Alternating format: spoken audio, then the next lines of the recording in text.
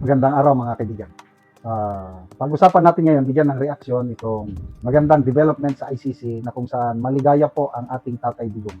Nakabalos o nakaganti siya sa prosecutor na ng usig sa kanya. Okay, ito. May stock tayo ngayon sa dark chocolate or tablia. Pwede kayong mag-order dito sa number na ito, 0916-90-00997. Limited po ang stock, kaya first come, first serve basis. Hindi po ako nagninegosyo dito everyday lang ako uminom, kaya ina-advertise ko para matulungan ko yung mga cacao farmers ng Bukidnon para maibenta ang kanilang products. Meron din tayong ongoing na fund drive para tulungan ang mga grade 18 Marines para sa kanilang pang-araw-araw na gastusin sa pagharap sa mga kasong na isampa sa kanila. So dito kayo magpadala, 0966-265-8480. Ang pangalan ng GCash na ito is Ivan Henry Sibo.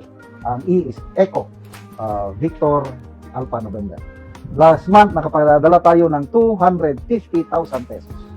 So by the end of this month magpapadala ulit tayo, depende sa inyong support. Ito, magandang balita. Yung prosecutor na ng usig o kaya nagsampa ng kaso kay Tatay Digong, Nirisi Gaban, na dismiss na. Ito, DW News.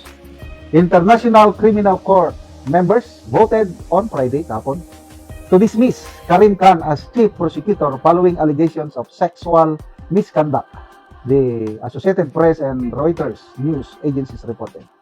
A British barrister, Khan was accused of sexual misconduct with a female aide, allegations which he repeatedly denied. He had been temporarily removed from his duties at the ICC in June, following a report by the Executive Committee of the Court's oversight body that found he had committed serious misconduct. In all, 82 members of the Court's 125 member states voted in favor of Khan's removal, while 13 voted against and 15 countries abstained. Khan, 56 years old, made headlines in 2024 when he successfully applied for arrest warrants against Israeli Prime Minister Benjamin Netanyahu and former Defense Minister Yoav Gallant over the Gaza war, as well as leading members of the Hamas militant group who have since been killed. All active ICC warrants will remain in place despite Khan's dismissal because only ICC judges have the authority to withdraw warrants. So yan na po, yung chief prosecutor, ito yung nagsampa ng kaso kay Tatay Digong natin. Kaya Nirisi Gaban, tanggal na. Siya na nagsasampa ng kaso, siya naman pala ang may kalukuhang ginawa. Kaya sa ating Tatay Digong, laban lang po kayo dyan, Tatay. Stay strong. Ako pinagdarasal ko, magandang development yung all-out war declaration ng US government against ICC. Sana magtagumpay ito. Mayroon ng isang bansa na nag-respond sa panawagan ng US na mag-withdraw ang mga iba't ibang bansa pagsuporta sa ICC. Yung Venezuela. Tama ba? Yeah, Venezuela. Irrevocable withdrawal ang kanila. Sana madagdagan pa. Kasi over the years, sabi na rin, 5 years from now. Kasi ang pronouncement ng US is brick by brick. Kung building ba, patutumbahin nila ang ICC, removing brick by brick. Kaya member states sa ngayon is ilan ba? 100. Ilan ba yung member states ng 125 member states? Minus 1 na. So, scenario lang, 5 years from now. Kung hindi man maubos, kakaunti na lang ang member states. Hihina na ang ICC. Kung mahina ng ICC, lalo na in terms of financial support, hindi na nila kayang maglitis. So, mapipilitan silang i-release ang ating Tatay Digong. Kung yung usual process lang, yung trial, baka abutin ng 10 years ang trial sa ICC. Mananalo man si Tatay Digong sa kanyang kaso, baka by that time, masyado na siyang matanda. Kaya ito na siguro ang shortcut para makalabas si Tatay Digong. Withdrawal ng mga member states. So, laban lang po. Magandang pangyari sa ating bansa.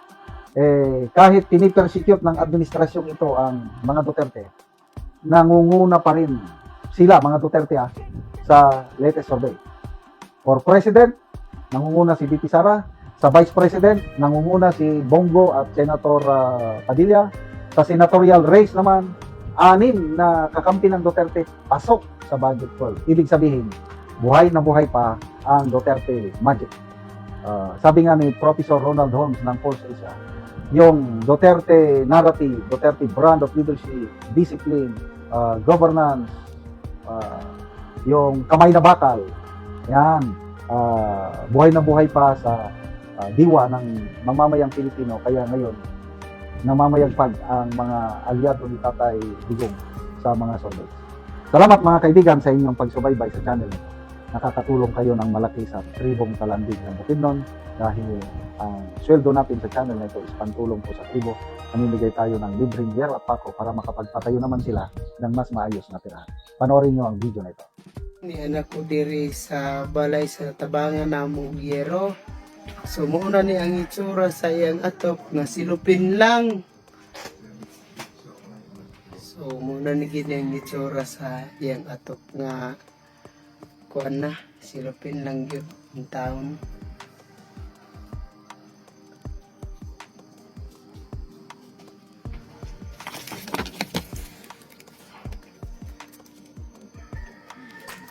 Karon makaatok na gyud ni sila kay nahatag naman sila ang yero.